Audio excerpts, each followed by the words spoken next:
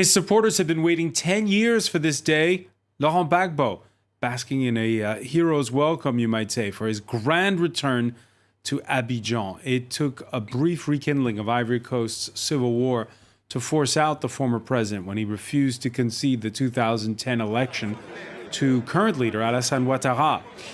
After the case against Gbagbo fell apart at the International Criminal Court, we'll ask about the terms and conditions of the return of a larger-than-life political figure and the two faces of a nation that's both a regional powerhouse with near double-digit growth, but where bottled-up resentment and rivalries have never been fully addressed. After the opposition's recent decision to take part in legislative elections, does the now 76-year-old Gbagbo's return signal an appeasement or kick off a new period of uncertainty? Today in the France 24 debate, the return of Laurent Gbagbo. Joining us from London, writer and artist Véronique Tadjo, whose novels include In the Company of Men. Thank you so much for joining us. Thank you. Also with us, Maxime Ricard, West Africa researcher at the Institute for Strategic Research, IRSEM, and who did fieldwork on conflict resolution in Ivory Coast. Thank you for being with us. Thank you. France 24 correspondent Hanan Ferjani is where it's all happening at Abidjan International Airport, Félix Houphouët-Boigny Airport. Thanks for being with us, Hanan. Thank you. The France 24 debate on Facebook and Twitter, hashtag F24debate. Yeah, it would take several shows to recount all the ups and downs of the one-time social studies teacher who embodied the fight for multi-party democracy in West Africa, who's known exile and jail time, whose presidency was marred by ethnically fueled civil war, and whose fiercely loyal followers stayed behind Laurent Gbagbo even when he was on trial at The Hague. Fraser Jackson has more. March 31st, 2021, and the International Criminal Court upholds the decision to acquit Laurent Gbagbo of crimes against humanity. The appeals chamber hereby revokes all remaining conditions on the release of Mr. Gbagbo as a result of this judgment.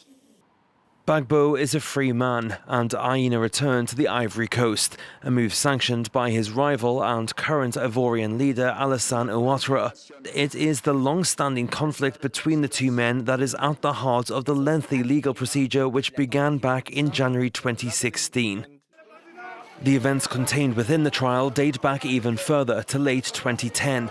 After a closely run presidential election, tensions rise between Gbagbo and Ouattara as the UN certified results are published by the Ivorian Electoral Commission. Ouattara, Alassane, 54,10% des suffrages exprimés. But these results are invalidated the next day by the Constitutional Council, which proclaims victory for Laurent Gbagbo. The uncertainty plunges the country into 5 months of chaos. Supporters of the two sides clash. The violence that ensues kills more than 3,000 people, yet Laurent Gbagbo doesn't concede an inch of ground. Along with his follower, Charles Blé Goudé, he stood accused of weaponizing rape and murder to terrorize his opponents. In April 2011, he was arrested with the help of the French army and transferred to The Hague, where he faced 4 counts of crimes against humanity, charges he denied. After a 3-year trial that heard 82 witnesses, evidence against Gbagbo and Blé Goudé was considered insufficient, and the two men were acquitted in January 2019, a decision upheld by the ICC's appeal chamber in 2021. Hanan Ferjani, what's the latest at the airport? Well, as you said, Francois, he really is basking in a hero's welcome. Although the turnout here at the presidential pavilion is not as big as one would expect, it's controlled because, as you know, the police forces really made sure that that the crowd here would be filtered and that only partisans, organizers, officials, the press could be here. Still, you can sense that electric atmosphere. We expected former President Laurent Gbagbo to come out from the main gate of the presidential pavilion pavilion, but in fact he came out of a side gate, and he had to basically really get into his car so that his car could really start parading through the presidential pavilion yard. And that's when, you know, people here started chanting and following his car around, and there was this like moment of a real excitement where you could hear people singing just minutes ago, singing "He is back, Woody, Woody," as they call him. So the excitement is very much here. And now it seems that as though he's still in his car. He's parked just close to those tents that we saw earlier, where officials and loved ones, close ones, are just gathered and waiting. We suppose that the protocol is that he probably will come out and greet the various village chiefs, kings, and other officials who have come here to greet him and to welcome him. So he will probably say hi and thank you to every single one of them before he departs from the airport. So it sounds like a little bit of a mixed bag, right, Hanan? Because on the one hand, you have the current president, his rival, Alassane Ouattara, making available the presidential pavilion, honoring Gbagbo as a former head of state. Yeah. And on the other, you were reporting on the fact that there had been tear gas earlier. Yes, I think mixed bag is the accurate expression for what's been going on today, really, because indeed you have this official welcome, this greeting party, if we can call it that, here at the presidential pavilion with those tents that were erected, and they're hosting about 300, 400 people who are all officials, people of a certain stature here in the country, who have come here to greet him and give him that proper welcome that I guess people of a stature deserve. Although I have to say that no minister is here in an official capacity to welcome him. So that's also a decision in itself, if you think about it. Although the welcoming committee also sent, their Minister of National Reconciliation, who came here to also greet former President Laurent Gbagbo. As you said, however, we have reported that there have been clashes pretty much throughout the day, both right close to the pavilion where people, not demonstrators, but where partisans were really trying to get in, were really trying to be here in person, but kept being pushed back by security forces. They dispersed them with tear gas. We also heard detonations earlier, right close to the gates here.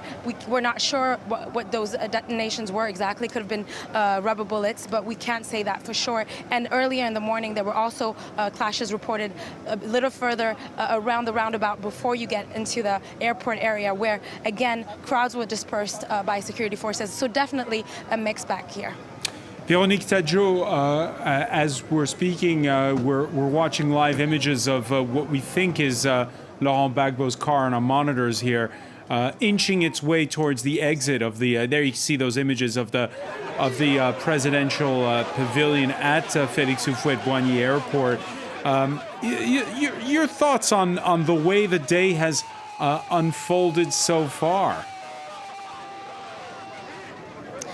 Well, I would say that definitely, just as I said earlier, there has been some. Hold on, let me put it.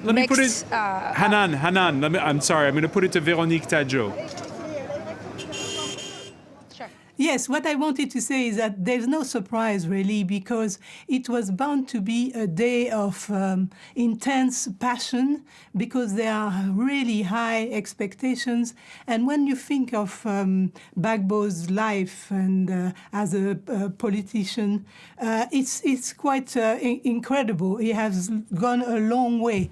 But at the same time, I think this kind of intense passion, as I said, shows that the country is still extremely divided, and it shows that reconciliation has not happened, and it's difficult not to be fearful that too much is being put on this coming back of Laurent Gbagbo. I think we have to see what is going to happen afterwards, when things will have settled down and people would have realized that now Gbagbo is back in the country. Because there's always the possibilities of tension. I mean, the recent tension of Alassane Ouattara's third mandate showed that it was, it was always possible to have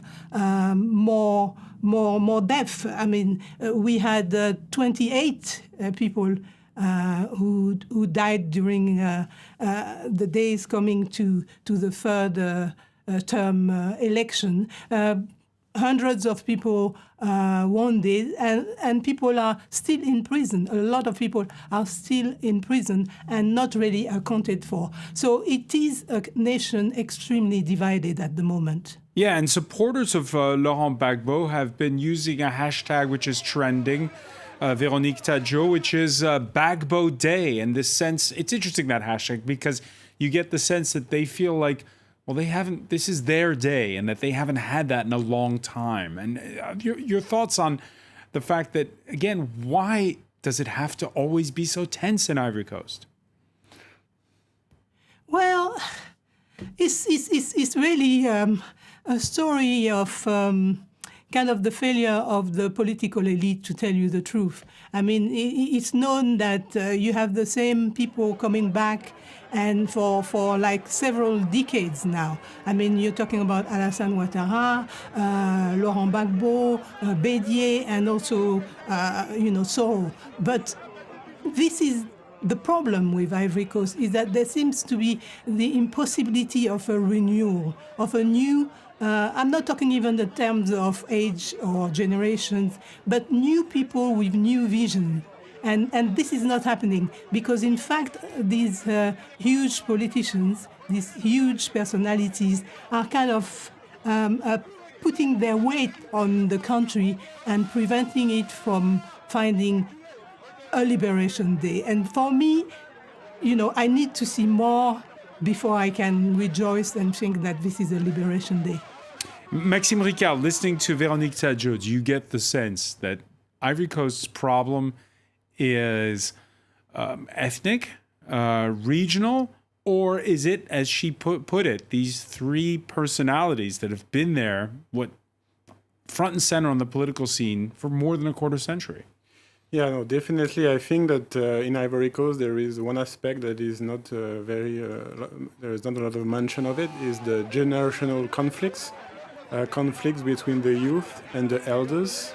And I think that in the next 4 years in Ivory Coast, it's something that is going to be really important. Because let's just remind our viewers, Laurent Gbagbo, 76 years old. Yeah. The current president, Alassane Ouattara, 78 years old. Yeah. And Henri Conan Bédié, born in 1935, so let me do the math, he's in his 80s. That's right. So basically, I think a lot of Ivoirians are tired with this generation that emerged during the post-colonial era. And they want definitely change. Most of the youth in Ivory Coast is feeling left out, even after 10 years of economic growth. And they definitely want some change of direction at some point. The question is that, does Laurent Gbagbo can embody this change? In a sense, he can say that he is a figure of the opposition, and that he represents some form of also of left politics that he was representing during the 2000s. But on the other hand, he's the figure, he symbolizes the conflict of the 2000s. So the question is whether does Laurent Gbagbo will try to run again and try to embody this change, or will he try to build a coalition, an opposition that is able to counter the RHDP, the political party alliance power that backs since 2011. All right. We could join by telephone Achille COMOE of the advocacy group Planete Paix, Planete Peace. Thank you for being with us from Abidjan. Yeah, thank you. Let me just ask you, you just heard there Maxime Ricard talk about a difference in generations. Now, we seem to hear that at every presidential election in Ivory Coast. Oh, this time there'll be a passing of the baton, and it never happens. Why? Are they changed for the will we come over it again? I was asking you if can you hear me okay? Yeah, I can hear you now. I was asking you, why is it that you have these three figures that tower over politics in Ivory Coast now for more than a quarter century, and there isn't a new generation? Yeah, I think that it will be very important to pass the power to the new generation. But what is critical in Ivory Coast is social cohesion and reconciliation. And I think that Gbagbo Laurent in Côte d'Ivoire now, it will be a step forward to reconciliation and cohesion. And I think that the power should also allow the other people which are in exile to come back in order to sit down and discuss things and settle matters. I'm talking about Mr. Soro and those who are in exile. And after that, I think that the new generations will struggle or fight in order to get in power. I'm talking about Soro, Kakabe, and Charles Bédié. Right. So just to remind our viewers who don't know all of these figures, there are those who are still in exile. We talked earlier about those that are still in prison. And again, it's the big question we're asking in this show as to whether or not the return of Laurent Gbagbo is to try to cool the political temperature. Alassane Ouattara, the current president, signed off on Laurent Gbagbo's extradition to the ICC in 2011. But as time passed, Ouattara's position evolved. By the time Ivory Coast's current president had decided controversially that he was eligible under the new constitution to run for a third term, he was opening the door to Gbagbo's return. Here's Ouattara in the run-up to last October's election, speaking to France 24 and Radio France International. I want Laurent Gbagbo to come back under normal conditions. He's been convicted here. He's facing trials here. He's a former president, and he's been over there for 9 years. I think it's time he came back to Ivory Coast, but that can only be done in conditions which have been examined and agreed upon. That would strengthen my desire to bring him back. Véronique Tadio, the question that many are asking is, what's your reaction when you hear Ouattara's words? Is there what's in Ouattara's interest here? Okay, I just want to say first something about this idea of generations, that if you give the power to younger people, it will automatically do something good. I'm not quite convinced about that. I think that it's a question of vision.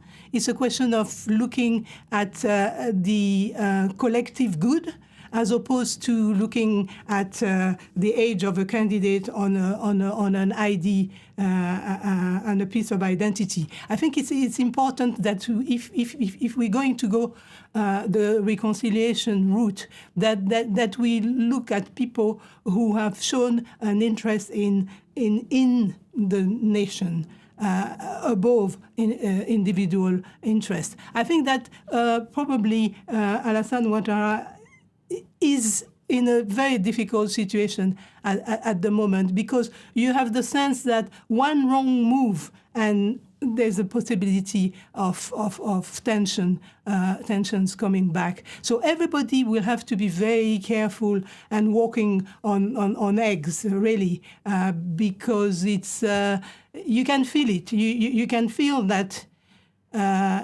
It's there. It can come up because, in fact, Gbagbo's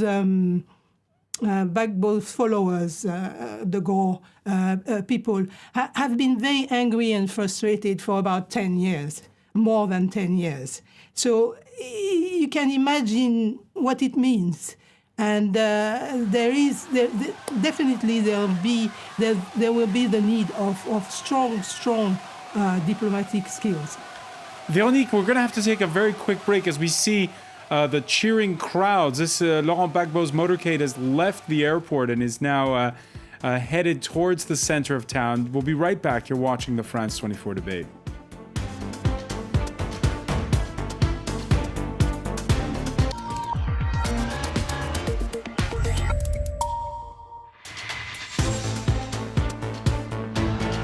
Welcome back, or welcome if you're just joining us. It's the France 24 debate.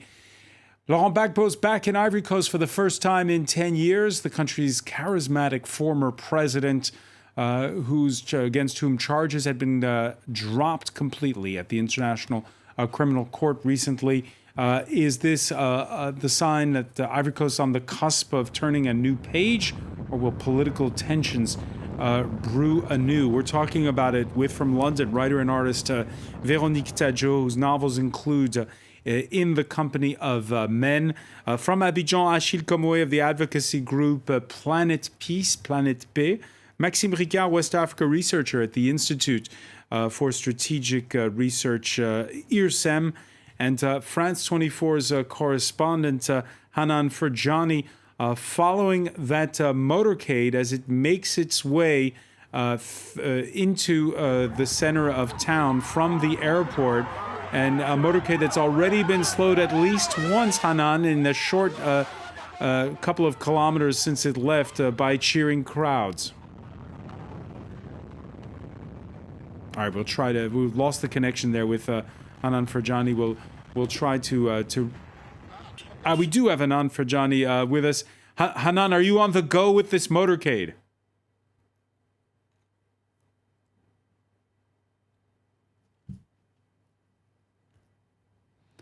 Hanan, are you on the move with this motorcade?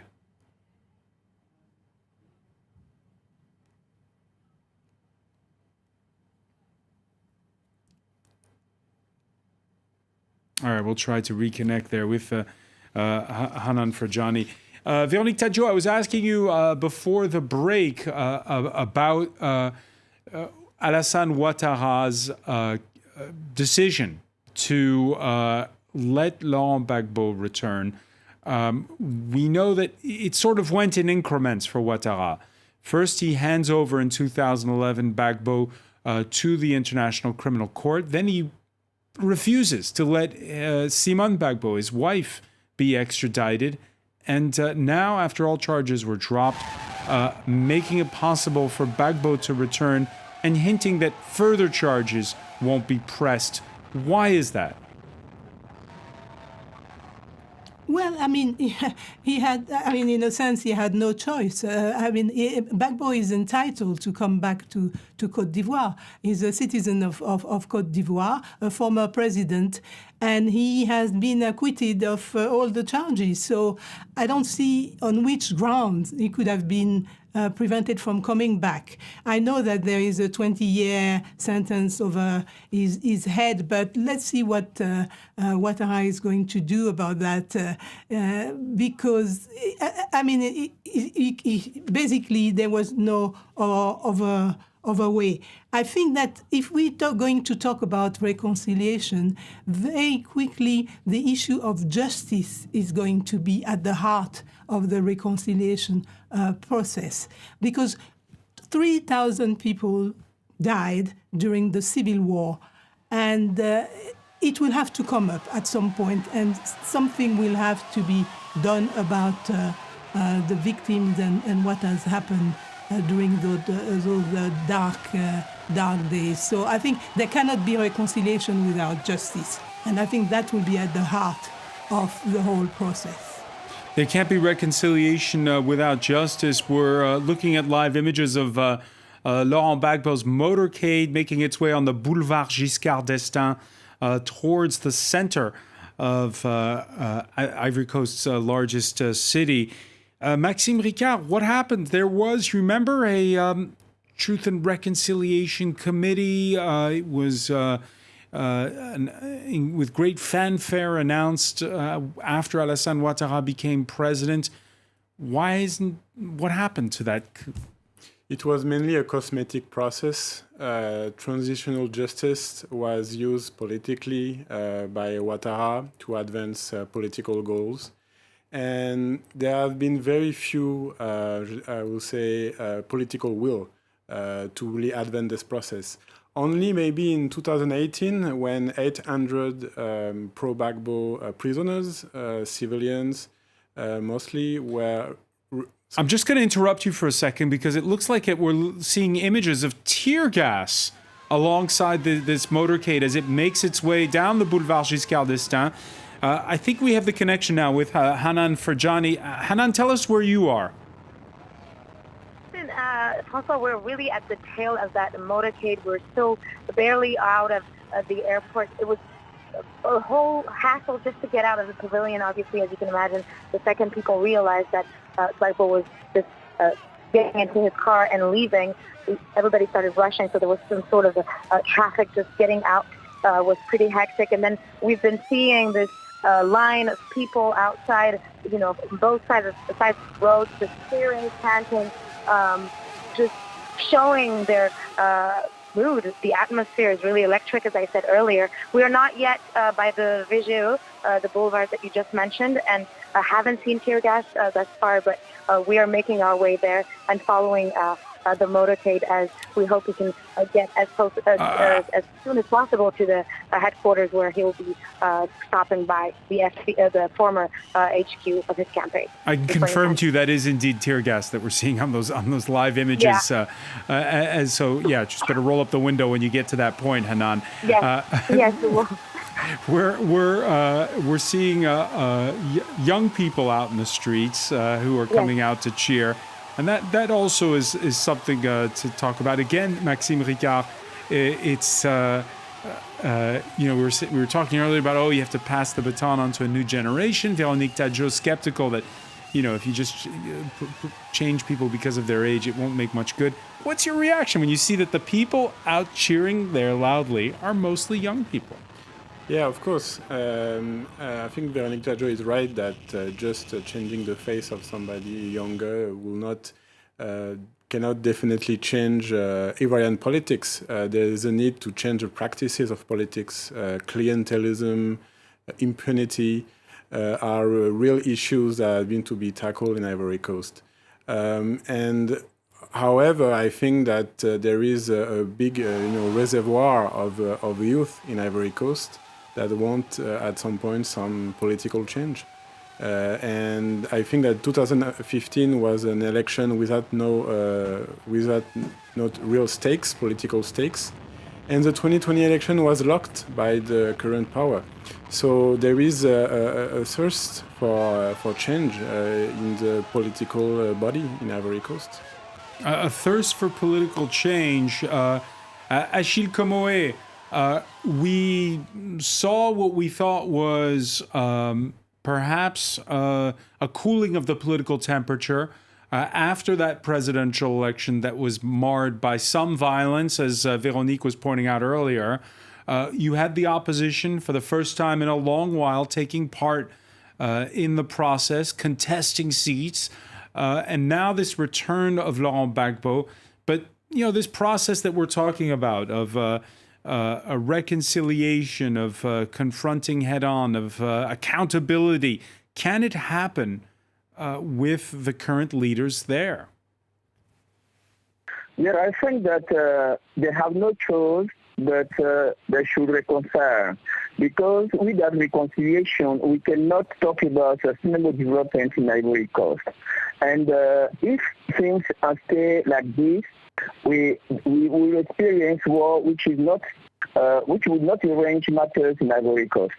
And I think today each party both parties should sit down together and discuss the critical matters of Ivory Coast. I'm talking about education. I'm talking about the electoral management body, because most of them do not agree about this institution. So that we should see a very interesting, a very democratic institution like that will, organize our election. Because in Africa, generally and particularly in Côte d'Ivoire, when talking about election, people fear about that.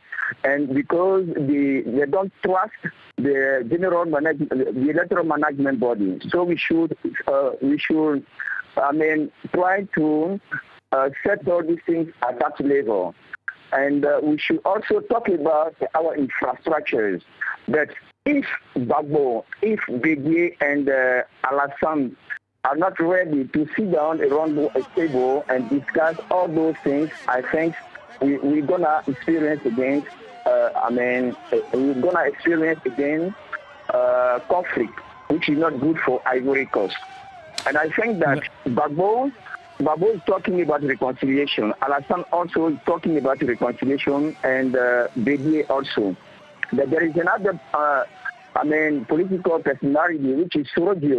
Soro also should come to Côte d'Ivoire. Alassane should let him come, and if all of them come together and they talk to one another, I think we'll get reconciliation and will reinforce social cohesion in Côte d'Ivoire.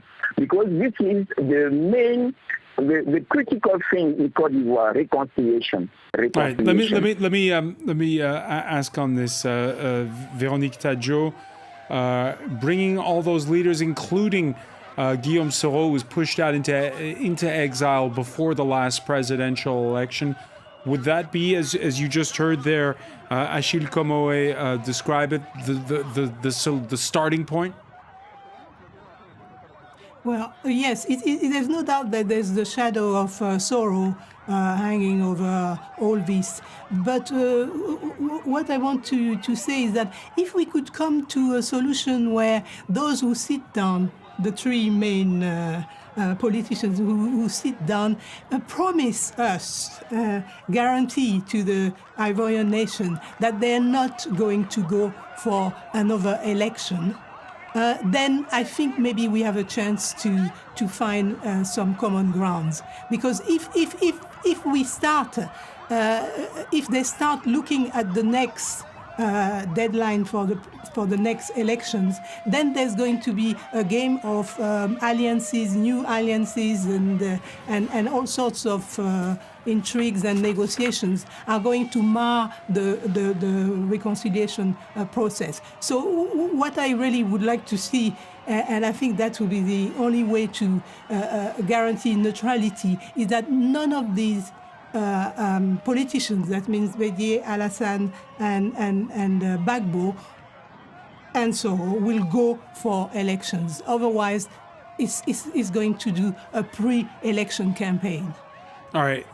For people watching this from the outside, what's kind of difficult to understand is that you think that Ivory Coast right now, we're talking about all these political tensions that are unresolved, simmering for more than a decade. Now, if it hadn't been for COVID, Ivory Coast would still have been on target for 6% plus growth last year. For 2021, it's estimated at 6.5%. It's supposed to rebound robustly. The biggest problem, in fact, is electricity supply, unable to keep up with booming demand. It's when you speak, Maxime Ricard, with people about Ivory Coast here, they don't really talk much about the political tension. They see this country that's this West African powerhouse. It's incredible to think that it's as if they're not the same country at all. Yeah, it's a really uneven economic growth. Of course, there has been some real improvement in terms of investments in public infrastructure, for example. The World Bank says that the number of people in poverty has dipped from 45% 5 years ago to 39%. That's quite a sizable improvement. Yeah, no, there has been some improvements for sure. But the thing is that, for example, in rural areas, the cocoa, etc., all the primary commodities, the prices are low. Agricultures, farmers have difficulties making ends meet. I've done field research in Western Ivory Coast, and I could see that, I could hear that from people. And so, is that the subtext to the tension we've been talking about on this show, or is the subtext simply these leftover rivalries and simmering tensions from before? Yeah, I think that these politicians are trying to connect to these issues, but so far they have not very good at it. During the 2020 elections, even if, of course, the power tried to lock the election, there was not a lot of discussion about the actual issues, the actual political programs from the opposition. So I think it's a real issue in Ivory Coast is to have political parties that are really trying to set out a plan for the future, for also the youth unemployment, because yes, we talk about the numbers, you talk about youth unemployment. If you look at the quality of the jobs that are over there for the youth, it's really bad jobs. And so, all these issues they have been be dealt with in the future in Ivory Coast. It's not only... Instead of replaying the Civil War. Yes. Right. Now, it's we can, again, if you're just joining us here on France 24, we've been watching live images of the motorcade of Laurent Gbagbo, first time back in the country after 10 years. It's hard to believe that we're talking about the same man who stood trial before the International Criminal Court was also the one who dared to defy the country's aging founding president, Félix Houphouët-Boigny, in Ivory Coast's first multi-party election. This was back in 1990.